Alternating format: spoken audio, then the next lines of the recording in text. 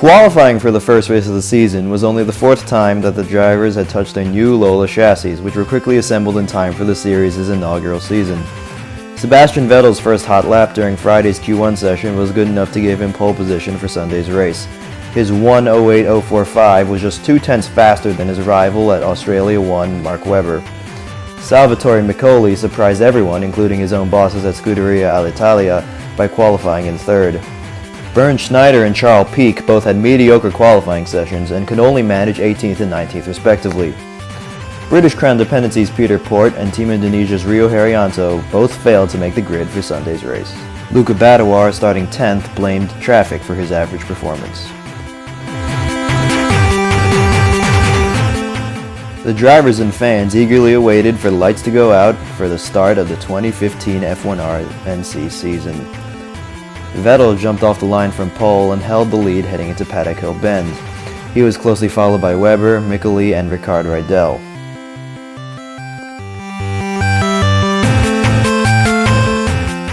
Downhill Woods Hill for the first time, and Vettel retained the lead into Druids. However, at the back, chaos erupted.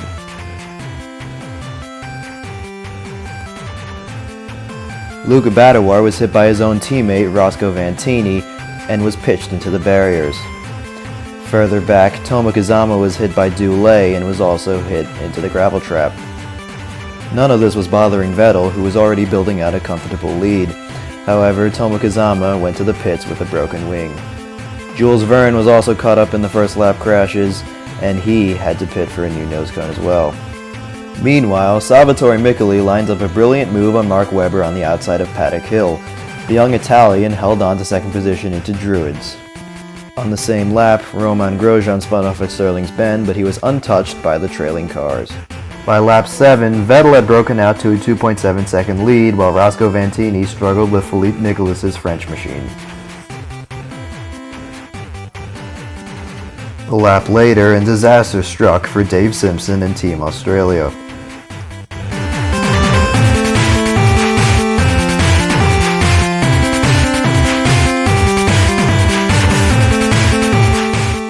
Big off for Ronaldo Jimenez, but the Tropican driver was lucky to continue on with the race. Romain Grosjean's miserable first stint got worse with another off on lap 11. The French team was not happy.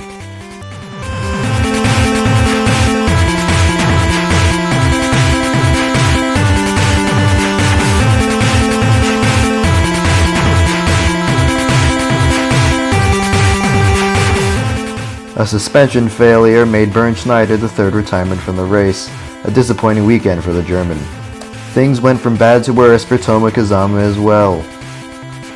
Miccoli was the first of the leaders to hit the pit lane on lap 19, but Vettel followed him in 2 laps later. Ricard Rydell made his first of 2 unscheduled stops in this race for a brake problem. On lap 24, Nicolas' car slowed up with a transmission problem. This was quickly overshadowed by a rare mistake from Sebastian Vettel. But Vettel managed to keep the engine alive, and he rejoined the race.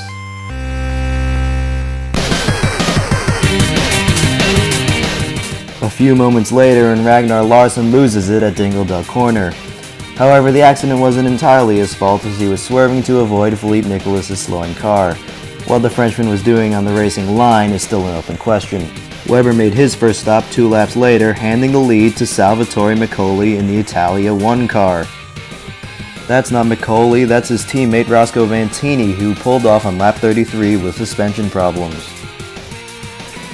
Matters only got worse for Italy when Tarquini fell victim to Sterling's Bend.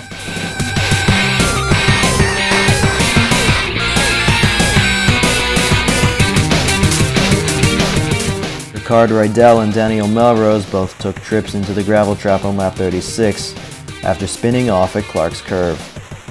Rydell lost his wing and made another unscheduled stop. While all this action was going on, Vettel had caught up to Salvatore Miccoli and overtook the Italian heading into Paddock Hill Bend on lap 37. F2RWRS veteran Alberto Cara was making his way through the field, however he unlapped himself from Sebastian Vettel in a strange sequence that was rectified a few laps later. but the car incident was overshadowed on the same lap after a collision between Mustafa Kurniawan and Andy Priaulx. As you can see, Priaulx was coming up to lap Kurniawan when Kurniawan closed the door. Jason Hamilton was also collected in the incident. Vettel decided it was time to pit, handing lead to Priaulx's teammate Douglas Mann.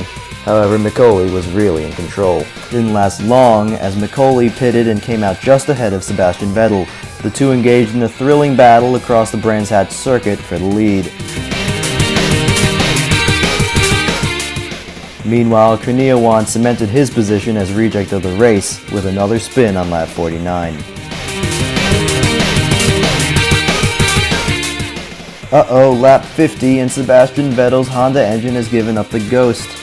This definitely hands the win to Salvatore Micoli and Italy 1.